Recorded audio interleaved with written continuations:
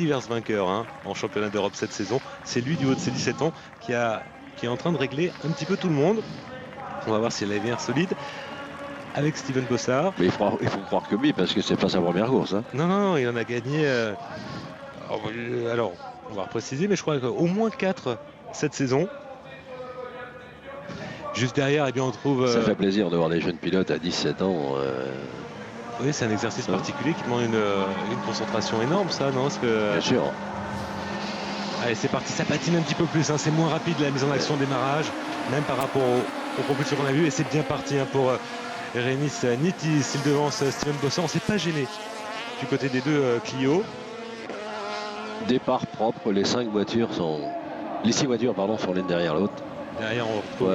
Il n'y a pas eu d'accrochage, alors il y en aura peut-être, mais en tout cas pour l'instant, il y en a pas. Regardez, là, c'est l'avant-dernier qui est rentré. Premier tour joker. Et le dernier voulait rentrer. On l'a senti au dernier moment. Et ben, il a changé d'avis. Mais c'est normal parce que sinon, il allait rester derrière le 5e. Donc, une stratégie.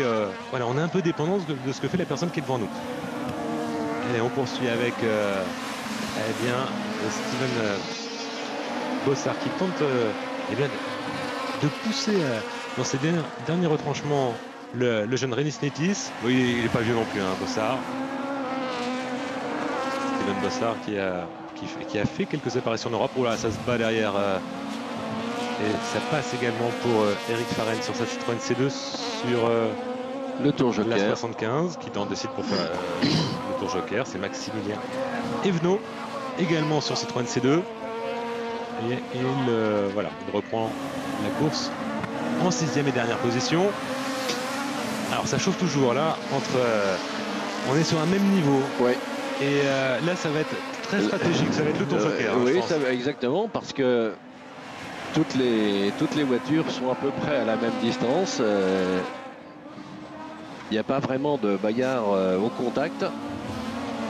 Ce qui est étonnant d'ailleurs dans cette catégorie.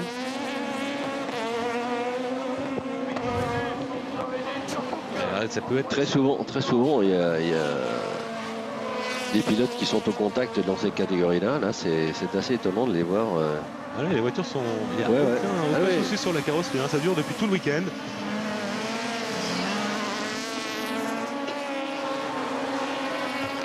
Mais bon, c'est maintenant que ça va se décider. Hein. On va voir les stratégies. Il y a 7 dixièmes d'écart entre Nitis. Ouais, ça commence à chauffer un petit peu. Il est sorti avec. Voilà, là, il s'en sort. Il va s'en sortir sans rien taper, mais il a perdu beaucoup de temps. C'est Laurent Chartrain. À noter que s'il y a 8 pneus pour les supercars, donc les voitures de la catégorie Rennes, il n'y en a que 6 disponibles aussi bien pour les touring cars que pour les super 1600.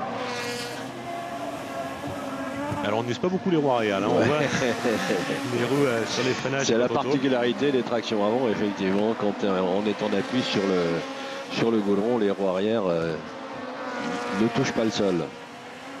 Alors c'est un magnifique duel hein, entre Nitis et Bossard, un duel à distance. Alors il rentre maintenant Bossard, on va voir si c'était la bonne. On est dans l'avant-dernier tour, alors que Chartrain s'est arrêté mais il ne va pas gêner.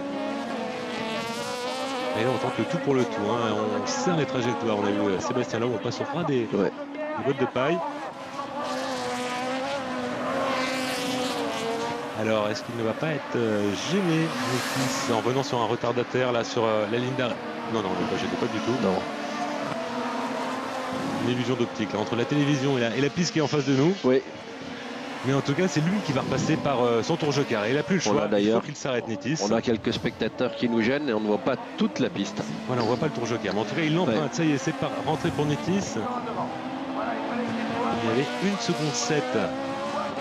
Et ça va peut-être passer pour Steven Bossard qui va être mieux placé pour le. Ouais, non, ça va être serré. Mais normalement, non, c'est trop tard. Attendez. Mais quand on dit à 17 ans.